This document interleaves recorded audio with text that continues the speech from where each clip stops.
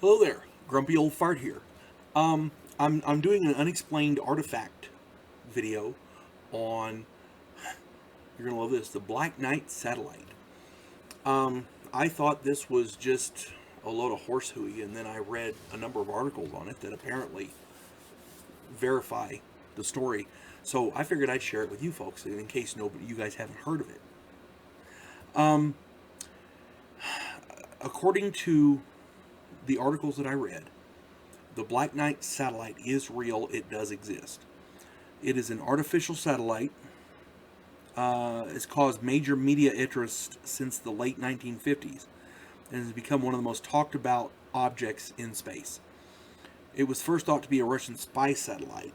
The Black Knight satellite has gripped the interest of millions of people worldwide, and I saw a picture of it. It looks like a big rock. So it doesn't look like anything spectacular other than the fact that it's kind of like an arrowhead looking thing shaped, pointed down. I don't know. According to monitoring agencies around the world, the Black Knight satellite has been transmitting radio signals for over 50 years now.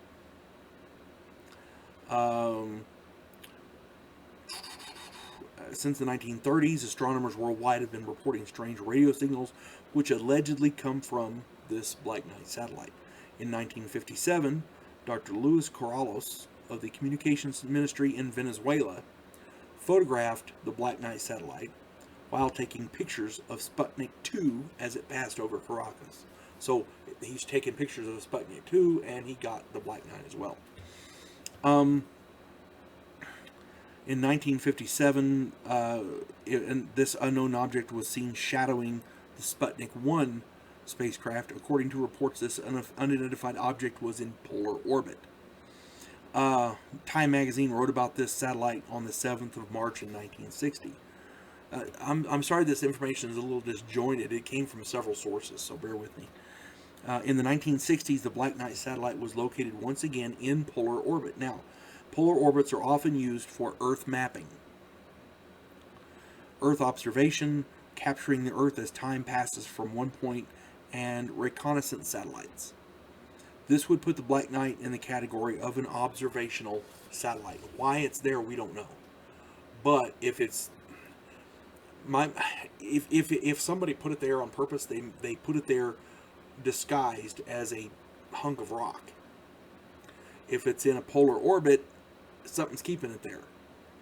That's all I'm saying.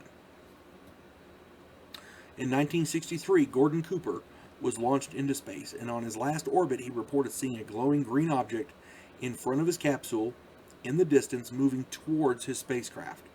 The Mishea tracking station in Australia, which Cooper reported the object to, picked up this unidentified object on radar traveling east to west. It was the ham radio operator who apparently decoded a series of signals received from this satellite. And according to the decode, he interpreted it as a star chart centered on the Epsilon Bootes, Bootes star system. According to the decoded message, the Black Knight satellite originated from the Epsilon Bootes star system 13,000 years ago. Now we can't say to the veracity of that decoding or even the message because it was a ham radio operator, so we don't know how accurate he was. We don't know if he actually knew what he was doing. We don't know. I mean, I'm not saying he's hoaxing it, but he may have made a mistake. We don't know. On August 23rd, 1954, the technology magazine Aviation Week and Space Technology released a story about the Black Knight satellite that angered the Pentagon, who are trying to keep the information secret. So it's one thing to say we have a satellite. We have some. By satellite, I mean it's an orbiting hunk of rock. Like the moon is a satellite of Earth. This is a satellite, and it's one thing to say it's up there. But when they're releasing information that the Pentagon wants kept secret, the Pentagon obviously knows something we don't. That's all I'm saying. This is an unexplained artifact. We don't know why it's there. We don't know how it keeps a polar orbit. I'm not sure if a natural object can keep a polar orbit. I don't know if it can or not. But if it can't, that would kind of point to it being not natural. And if it's not natural, somebody put it there.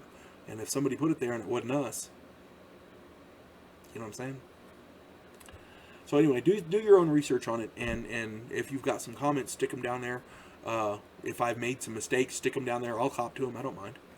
But I thought the stories I read, I thought they were interesting, so I figured I'd share it with you.